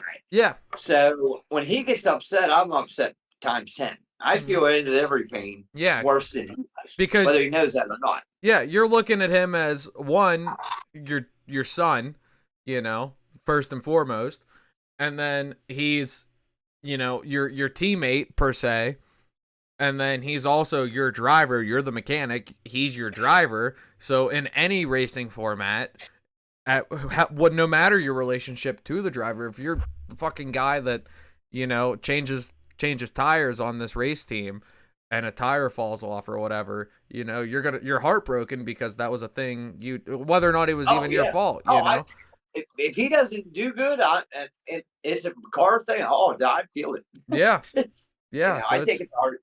Yeah. We've learned if you get snippy, I've learned to just walk away. He also knows if I'm pissed off about something, and most of the time it's not even pissed off at him, it'll be somebody else. Yeah. That's really. I'm like, guys, clear the area. Do not get near him. Give Lightning 15 rod. minutes to cool down. Yeah. Or I'm not going to mention other people, but sometimes other people just get under my skin. It's like, just leave me be. Let me do my thing here. Don't need you to tell me what Cash is doing wrong. Yeah. I like from somebody else. And the hardest part was honestly, the headsets. Like, I even handed it to you. I learned. He's dropping bad, and he's on there, and Cash to blame everybody out there but himself. Him, he did this. Get out of my way. No, everybody does have that. So that's a normal thing. It is, but I never had to listen to it. Now it's in my ear, and I want to be the one telling you, hey, you're the one driving like an ass. So the one day I handed the headset to him, and he talked to you, and you're like, and he even told you, hey, give me a minute. Yeah, it was an adrenaline. You handed me the headset, and I was like, hey, buddy, it's Alex. I'm on the headset. And you're like, okay, cool. Like mid-race, racing. And you said, where am I at? And I said, like, I forget where exactly. I'm like, you're in third. Second place is 5 seconds in front of you. Fourth place is 12 seconds behind you. And you're like, okay, shut up now. I'm like, what the fuck? Where I'm going to be like, oh, F you. Don't talk to me that way. Like, I have to know now. I just put the mic up that way because at first we had to learn how. It worked. I'd start arguing with him back like, hey, that was your fault. And he's like, no, it wasn't. Now we're fighting over the thing. Now I just put it up and I just listened to him. No, it was one time. It was at P&B. We borrowed headsets because we couldn't afford them and they were too hard to get. Mm-hmm. So we were like, we borrowed them, and first time getting it, and I was up there. It was like one of my races, and I was like, "Are you kidding me? This is so stupid. I hate this stupid car." Like I was just like, that, and he was like, "If you hate this car so much, then we're gonna pull it off the track." I'm like, I didn't do anything. And I'm like, Dad, shut up. I'm racing. And he's like, you don't tell me to shut up. You really fired him up. Yeah, it really got him. We didn't use headsets for the longest time because of that. But then we kept running out of fuel, or I'd say, hey, next lap. And he'd go 6 laps, you run out of fuel. And now we finally were like, look, we need headsets, but we got to learn how to use these things. I'm not going to say a word unless you need any. Yeah. I'm like, please don't. We had to learn. It was funny. Emotions happen, especially when you're passionate about anything. Emotions are bound to run That's wild. what it is. We're both over passionate. We're both sensitive people. Yeah. And we spent an awful long time together. Yeah. I mean, more than most father-son at his age. But we laugh our ass off. I mean, it doesn't matter like when I get home from school or when he gets home from school and I get home from work. He's hiding in the house somewhere to scare me. Or I gotta go look for him every day. Like we have our things that we do. Like that's my favorite part about the races. It's really not the cars. I like working on them. It's a blast for me. Even if he quits racing, like it'll kill me when he does. I'll probably find somebody else just to let drive, and I'll work on shit for him because I enjoy it. It took me out of a funk that I was in when I quit my career. And now I have a family, and it gives me a purpose. I love it. It's fun. I'll continue on. It'll kill me when he's done because he has talent. Like he could do something with it. Well, that's the thing. Not just saying this, and like this is a lot because of him, but everything I do, like that I like actually apply myself even the littlest bit, I'm really good at. And that's just a general say. Like I'm like anything I actually really try it, except for basketball. I really tried basketball and I suck. I really do suck. I try, but he loves it. I love it though. And I'm the same way. Yeah. It's for like RC car. I applied myself the littlest bit like at the start and I was really good. Like child prodigy worthy. And like I'm really trying to fly that right now.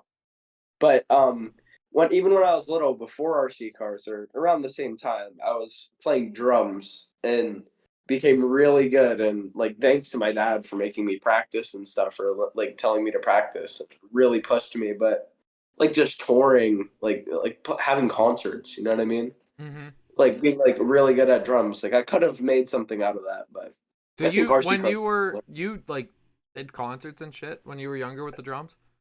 I mean, not big really. Well, just period. I Like you played in front of people. yes, like probably like a full bar worth of people. That's which was, awesome. like 60 maybe, I don't know. That's so cool.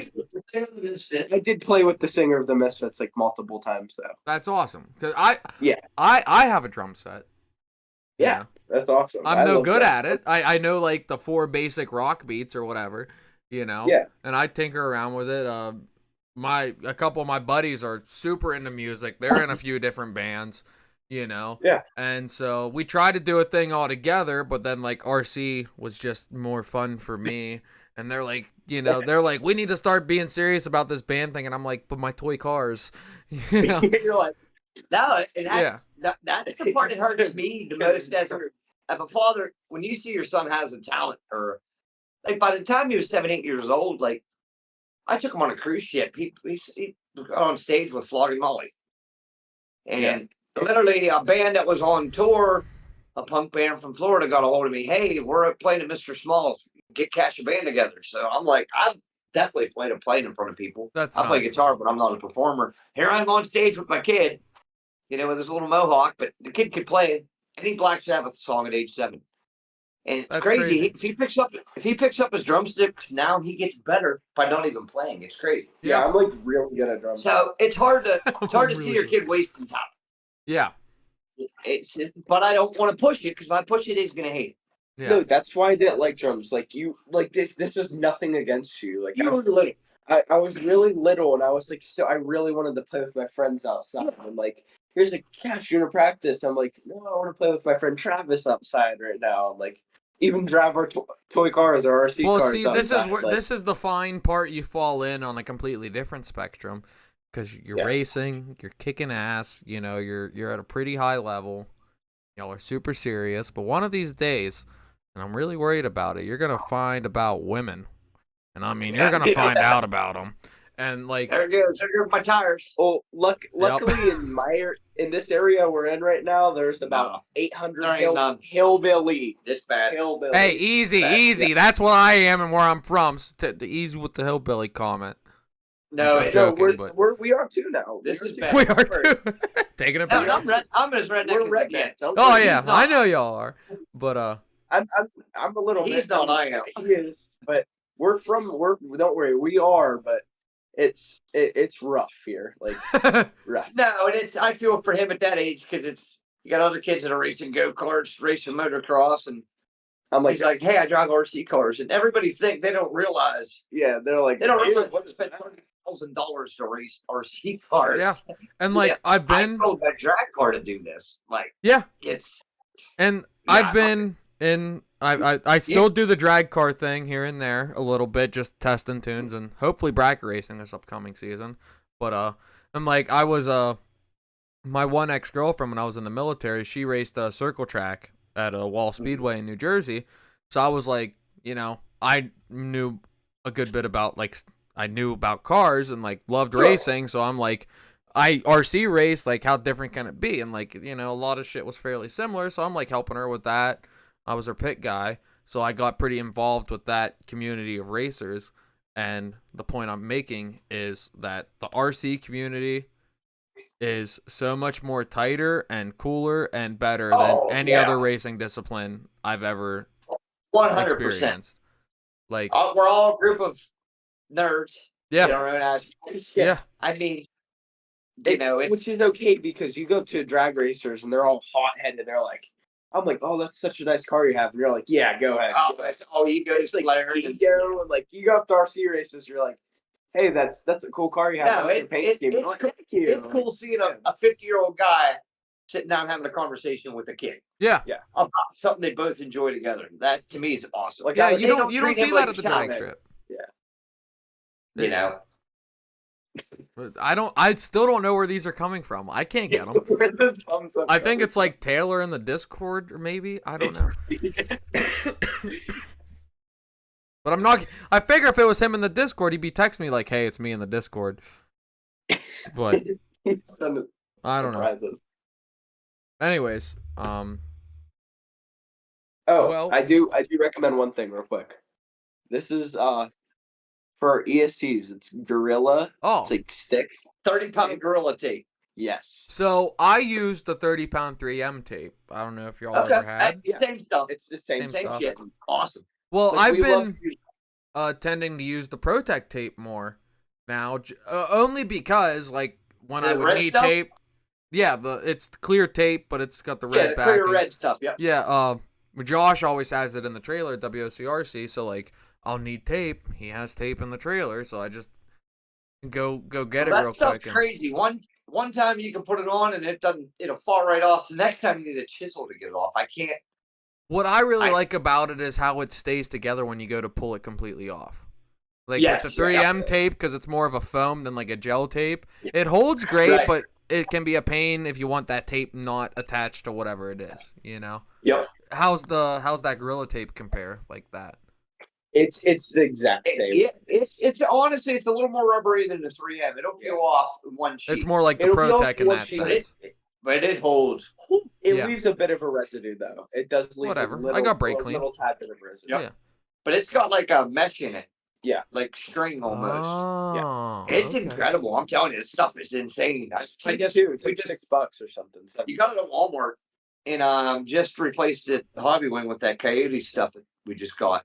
And I literally had to get a flat screwdriver to wedge it in between as hard as I could and turn it to get that thing to break loose. That's nuts. I'm like, what the hell did we use on this one? And it was that stuff. It's awesome. Mesh. I'm gonna have to The invest in welcome. that. Good stuff. Yeah, for sure. Well, there's one last thing I have as a must-have conversation. What? That little old short course y'all built. Oh yes. Oh yeah. Oh yes. You want to go grab it? Is it Yeah, accessible? Yeah. Both of you Yeah. get up. Oh, yeah, I love While he's grabbing it, explain what you built, Chris. We didn't. I was gonna. We decided against the Nitro Truggy this year, and I'm like, I'm gonna sell this thing. I had just put the all new 2.1 front end on it. Did everything you could possibly do to the truck. To build it would probably cost you $1,500 to build it as a roll ride. Did everything you could possibly do to it, and the 2.2 was coming out, in December. I had that thing listed. I couldn't get $400 out of it. I'm like, I am not giving this damn thing away. Even when the 2.2 comes out, it's no different to what I have. Mm-hmm. I mean, it's going to be this truck with the upgrades. Now it's going to be a new chassis. Yeah, everything's going to be new.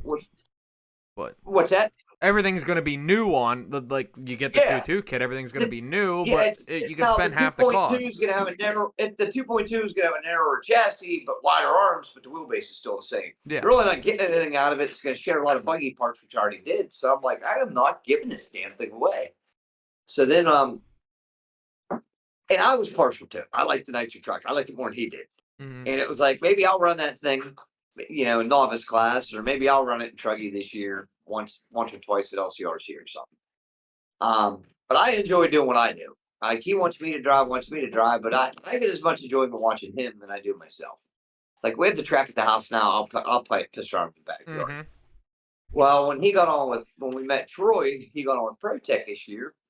Troy posted, that video of Mayfield driving.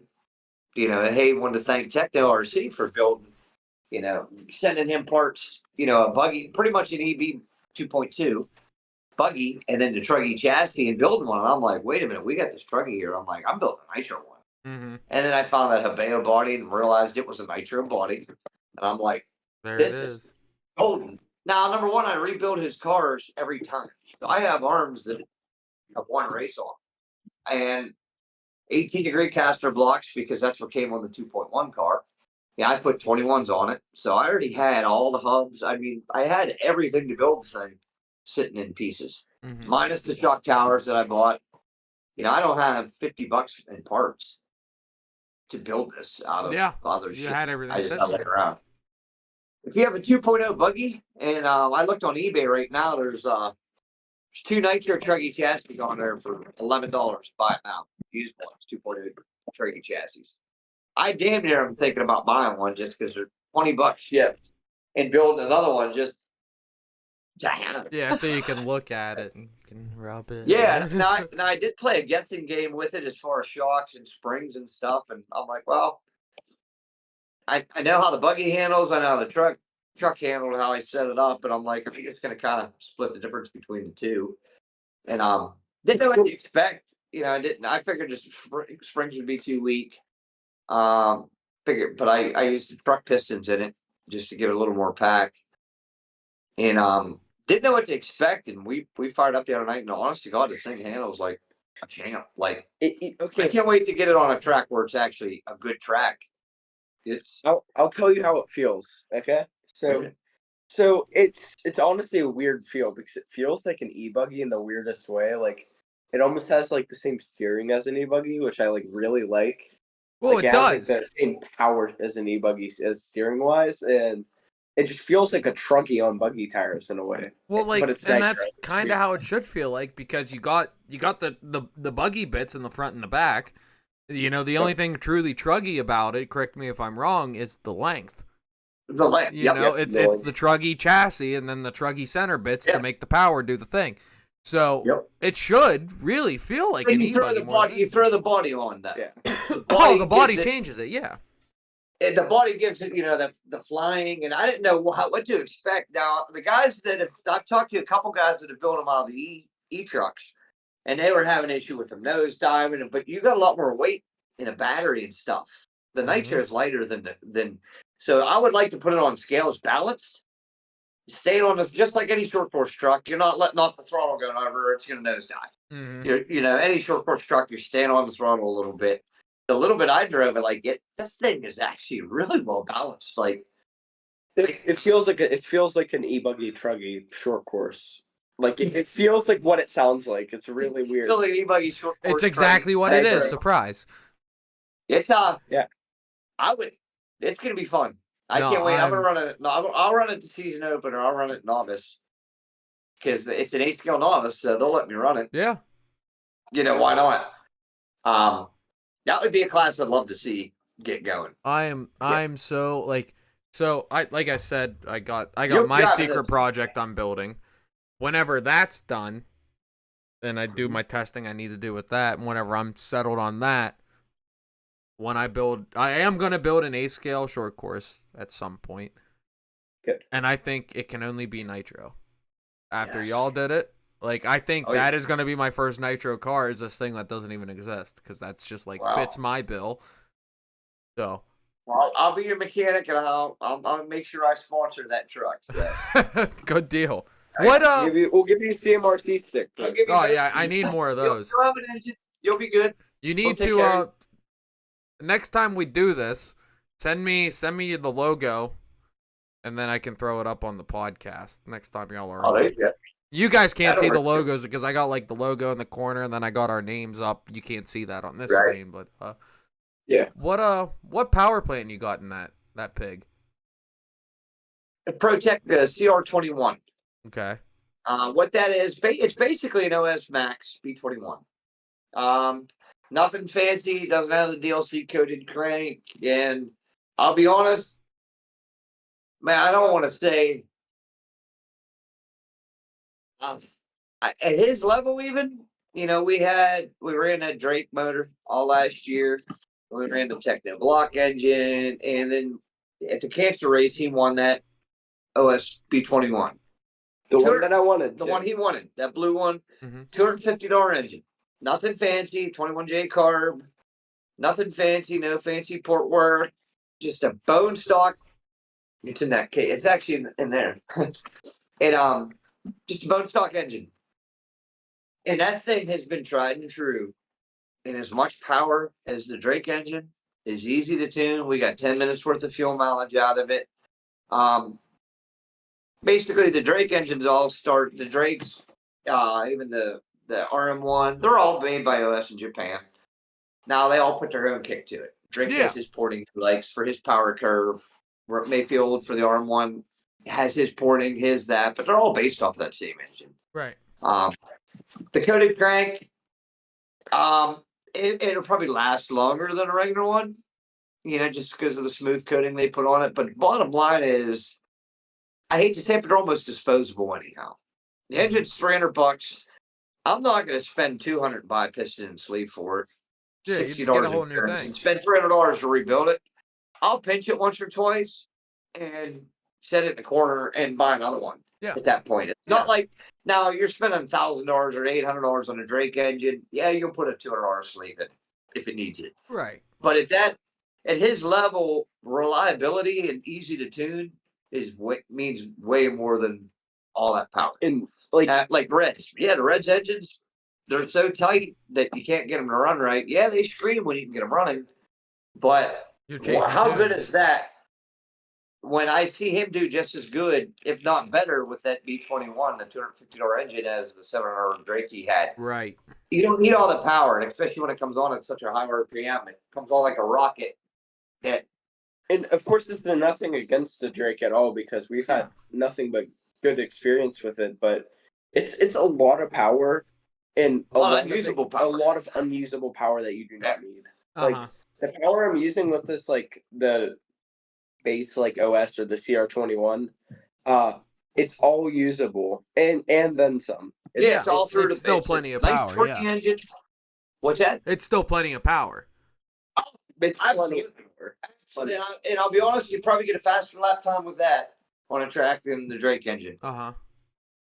It's a lot of it you're paying, a lot of it for the name, and I'm not too proud to say that. Yeah. I honestly, dollar for the. I think if you blindfolded half the people out there with their fancy engines, you wouldn't have a clue what the hell they were running. I mean, that is like an underrated engine. It's not. You don't hear people talking about it, but dude, this thing flies. Now and reliably. I mean, we have got gallon after gallon after gallon of OS. I have never touched a needle on it. Don't even have to tune it. I mean, I will. Top end might move an hour or two either direction, but that's it. It's an underdog. We've put maybe 6 gallon, 5 gallon, 5-6 gallons hurt, and things still just screams. It's still so tight too. Yep. Now you could really get caught up in paying for the name of stuff. Now, especially when, to me, OS engines. That one that we bought off your buddy, that Ninja.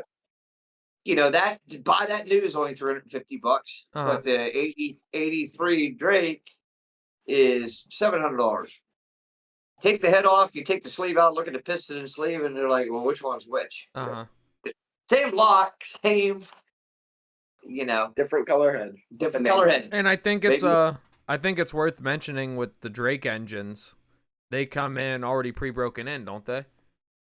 No, you can get them that way. You pay more for them that way. I think 60 or 70. Because I know the Ronda engine my buddy won at the cancer race. Even the RM motor, the RM, like he runs the Samurai, the RM1. Yeah.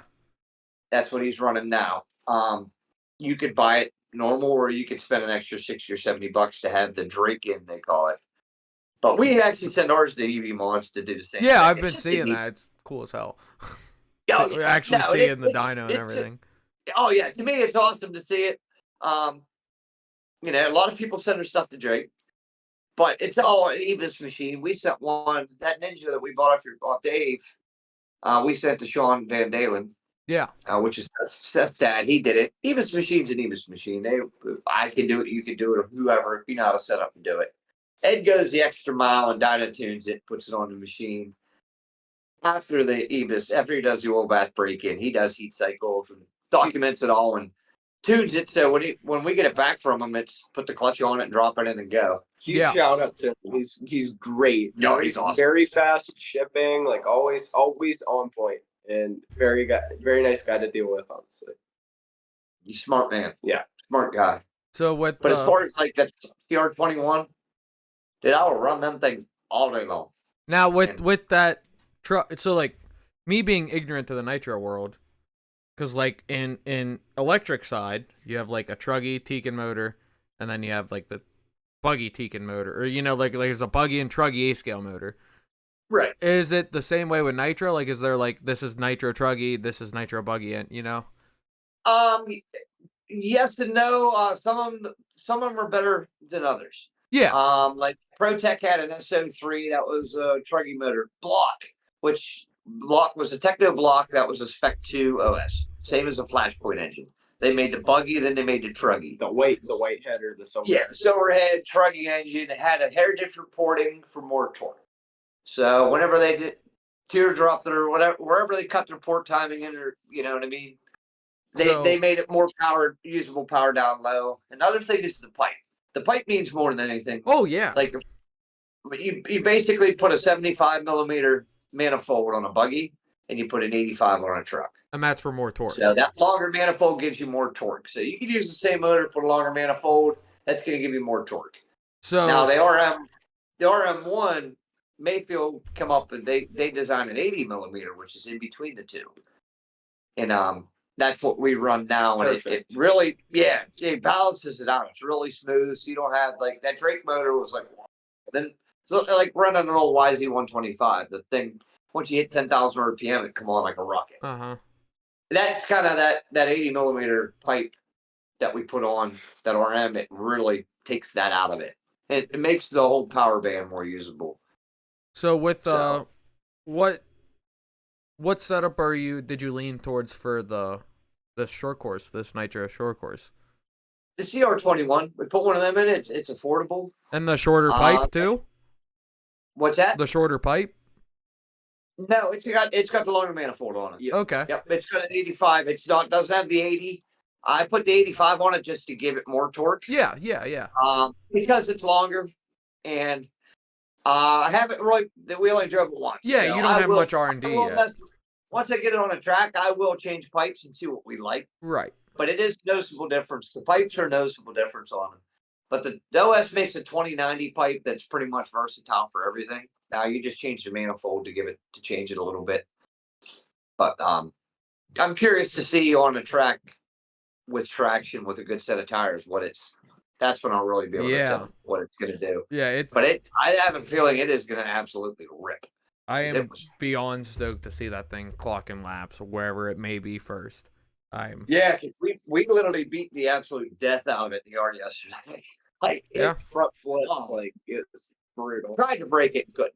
Like it held up. I couldn't believe the body mounts all held. So I know we got the setup real close on it. So I mean, I'll probably just be changing some shock oil and maybe change the diffs around a little bit, but it's gonna be a fun car. And I know on the sorry, go ahead, Cash. No, go. I'm leading this. Okay. Go. I did think about this today, or I think I might have talked about this with you yesterday. With the Nitro Truggy or Nitro Short Course Truggy Buggy. I thought about it. This could be the first one ever made in the world. The Techno Nitro Short Course 8 scale. Nah, there was one on YouTube a guy did 5 years ago, but it was made out of a buggy. It wasn't made out of a truggy chassis. That doesn't really count. Yeah. No, 8 scale short course needs to be proper 8 scale. Like yes. Okay, if you have the. Not just those guys. All they did was put a short course body over an e-bike. Yeah, that's all. That's a different thing. Yep. No, that's not 10 scale short course, and that's not 8 scale short course. Legit, I think that's probably the first one that's been made. So like Lauren has taken his old Associated e-buggy, and he's putting a slash body on it or whatever. So, and that's going to be his 8 scale short course, which is fine. You know, like I think if we like for now, you remember the SC8? Yes, that was a thing. We're not a real 8 scale. Yeah, like if we're doing it for real. You know, let's ditch the 10th scale outside big track thing, and if we all go to this honking 8 scale short course with the truggy chassis, or hopefully, you know, it gets enough of following where there's an actual kit, which would essentially be a truggy chassis and buggy front and back end, like electric and nitro. That would be the move, awesome. And it would be awesome if it just all went one way, and hopefully that's nitro. Oh, and if Troy from Brotex pushing it. Which he's, you know, Mayfield's driving his, you know, and I'm hoping to get Troy and him together with this Project Challenge this year. Yeah, I'm gonna, you know, talk to Troy and see if he'll bring his and have a little expedition race or something after him versus Troy or whoever. Yeah, would be a good time. Nitro versus electric, I think would be a cool. No, that'd be awesome to see. Like Mayfield get Mayfield out there. Yeah. So I think it would be an, you know, and if you look online, there's guys throughout the country. There's a track, I think The guy's name's Josh King. And there's somebody else I had spoke with a couple times when I was building this. And they're like, "You're going to build nitro on?" I'm like, "Yeah." There's actually a track out west, might be in California, that they're going to run a class of these this year. They're all electric. Yeah. But that's cool. Well, I noticed out west, like in the techno groups and stuff, that out west there's quite a few people building like true truggy chassis A scale short courses. Yeah. And I didn't get it. And like beyond techno, you know, this can go across like every chassis manufacturer, as far as I know. They already got the parts. Yeah, you know, it's just a matter of putting body mounts and a body on it. So like you don't have to be body mounts on it. You know, your X-ray guy doesn't have to go buy a techno. He can do it with what bits he has laying around, or buy a couple extra, and you know. No, I would love to see techno making conversion kit. You know, they start out making conversion kits. Yeah. That's how they got. Yeah. That's how they got the ground. I would love to see them, you know, make a kit.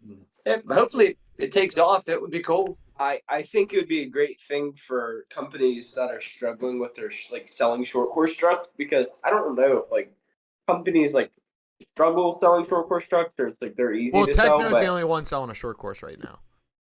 What? Techno's the only one selling a 4-wheel drive short course right now. Yeah. So are they really? Yeah, Losi discontinued theirs last year. Okay. X-ray doesn't make one. I don't even know why Techno made the 2.0, honestly, because the 0.3 was still like just as competitive, if not more competitive, than the 3.0. Which still is. No. And which the 3.0 Lucy is like, when you figure it out, that truck is stupid fast, especially in the right hands. But yeah. So then they made the 2.0 and the super light, and it's against the what? There's no competition for it, and that's why a lot of these people are just taking A-scale buggies and, you know, doing hub conversions or whatever they might do to put a short course body on it, because what else are you gonna do? Right. But which I think this is opening a whole big ball game. Like all these people making these 8-scale short course trucks. I really hope it's opening a ball game. I think it's gonna revive short course. Yeah. And LCRC, could you imagine 10 of these out there? Be a blast. Dude, it'd be so much fun. It could be 10 or 12 of these going around the track. Like, that is awesome. Like, I love watching a short course truck, but it gets notoriously on the smaller tracks, bash session, you know, and I would love to see them on a big wide open track. Yeah. You know, like LCRC is too big to run on 10 scale short course. I disagree. It's a blast, because I did it. Well, no, I'm saying it's 8-scale would be more fun. It's not fun. 8-scale short course would be more some fun. Of that stuff, if you had the weight behind it of something like this, would be, you wouldn't have to worry about it flipping over the air or the air catching underneath it and parachuting or any of that stuff.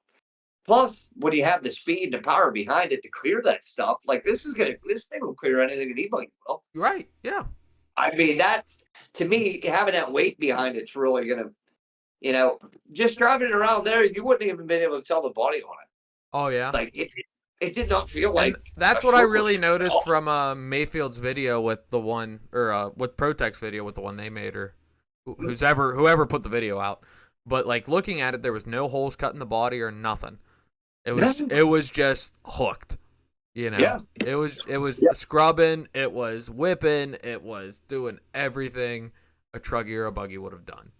Yeah, and I really think that's what that thing's gonna do. I don't know if it's the wheelbase that helps add that, but it didn't get that, you know, that light feeling when they're in the air, that parachute feeling, like, ooh, it's, you know what I mean? Where's it gonna that go? Uneasiness as soon as the wheels are off the ground. Right. That you don't heat. Like you can feel the weight of it.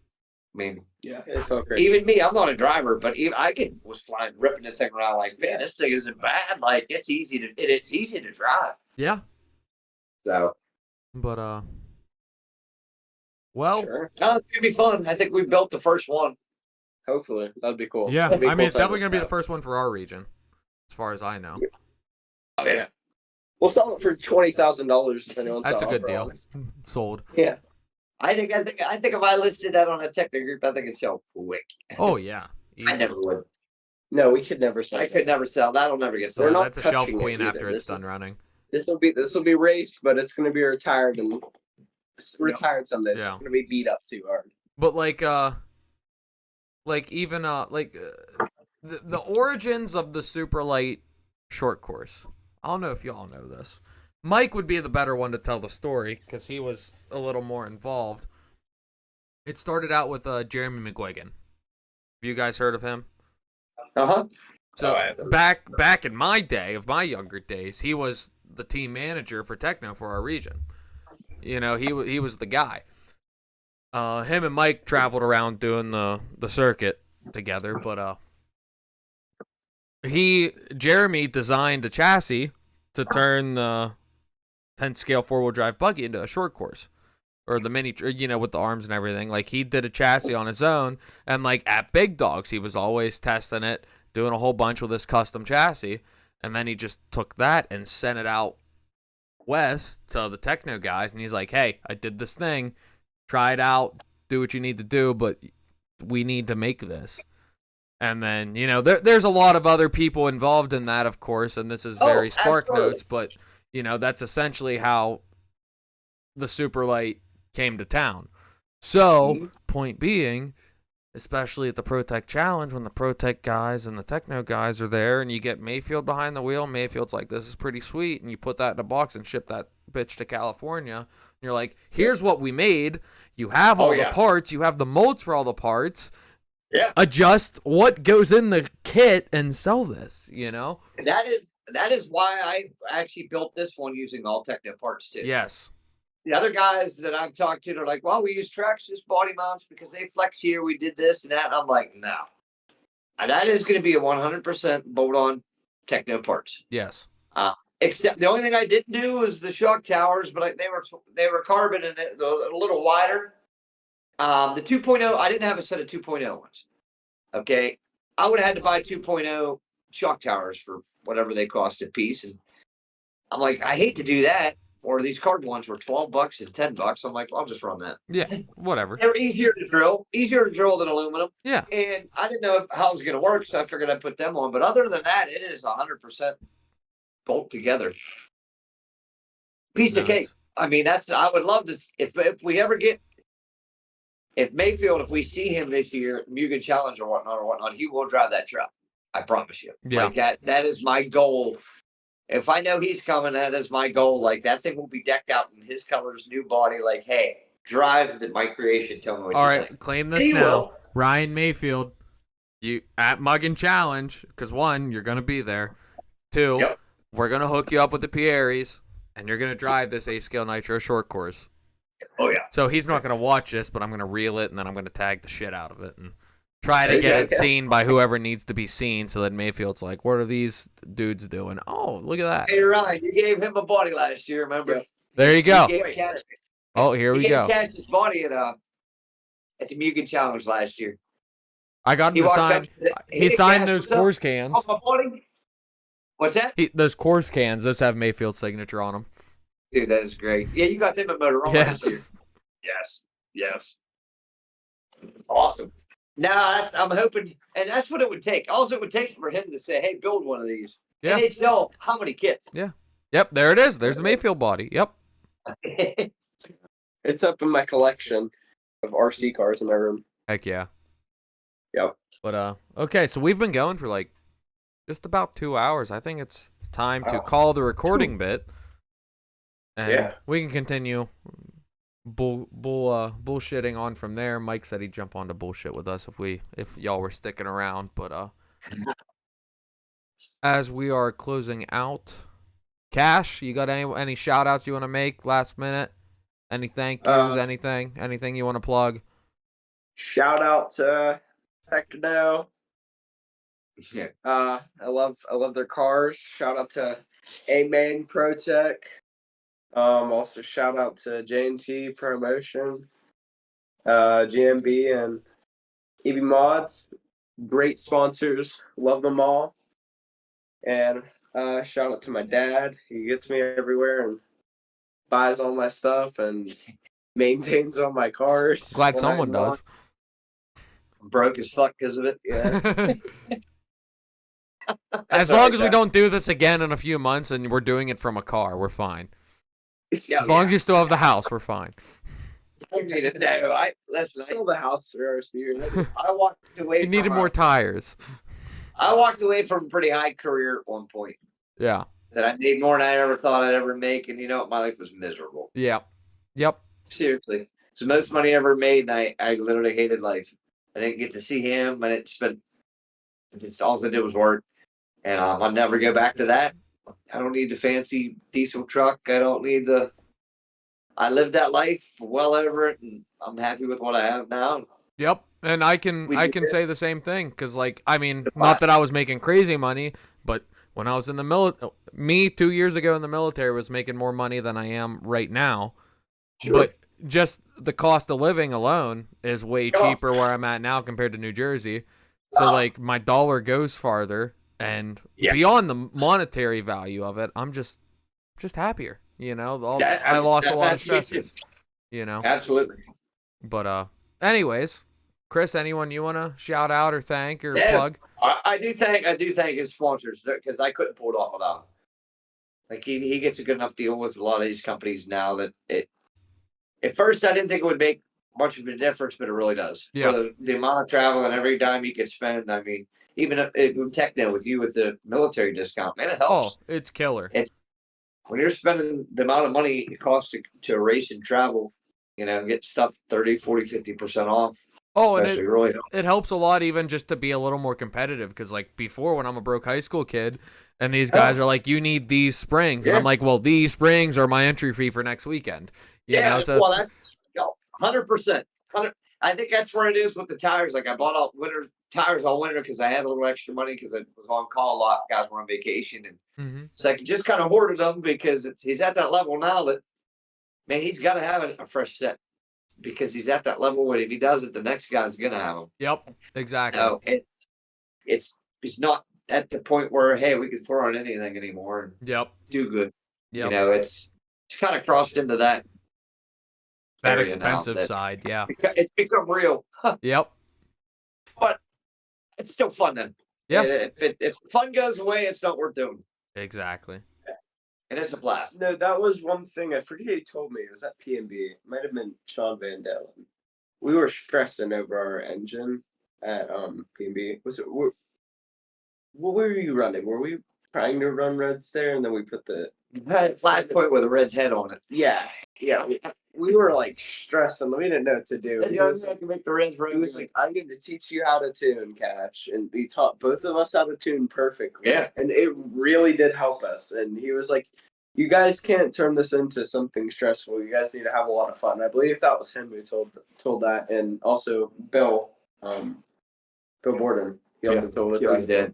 Joey Borden's dad. He also told us that as well multiple times. And Cole Caston's dad. Great dude, Jeremy. Yeah. So he's another one. That whole group of guys is good, pretty good guys. Yes. So we'll get to see them again. P&B. Yep. Heck yeah. Well. Yeah. Good luck out there at P&B as well. Oh yeah. Oh yes. I'm gonna do GoPro on his car again this year. Heck yeah. So I got the body. Yeah, we're gonna do some live videos. That's gonna be cool. What are you doing? Strumming? Videos. What's that? He's strumming. I just had to pick my hand. No, he's strumming and I'm playing with a tire. Oh well. He is the different strokes for different folks. That's it. All right, buddy. But yeah, good luck at P&B. Can't wait to see y'all whenever we see each other. Thanks for coming on. Oh yeah, grab a podium? No, okay. Yeah, but no, I feel like try my heart off. Yeah, grab that. What are you racing at P&B? What classes? Nitro buggy and e-buggy. Yep. Expert or open or intermediate? Intermediate, yeah. Okay. Heck yeah.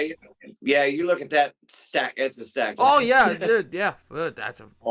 The race time events #1 usually are, but I mean there's some really fast. You got David Harvey. Well, they're all running intermediate even. The problem with intermediate there is all the kids I know that are like just that level ahead of me, like all the kids my age that like are like hopefully gonna make it like with me up. They're all faster than me, and I know they're all running that class. So I need to like Mad Matty. Yeah. I mean Colton Fernari. Colton's gonna run intermediate. I talked to him today about it. I think. And yeah, he's fast. Yeah. Well, you're fast too, dude. Yeah. And like you progressed how much in just the past 2 or 3 years? Oh, You know, I've been doing Yeah, this for sure. almost 10 years. Yeah. You put We were laps just on me. Like, Well, to be fair, we've literally like last year was just pounded. Like it's been on. Like we raced.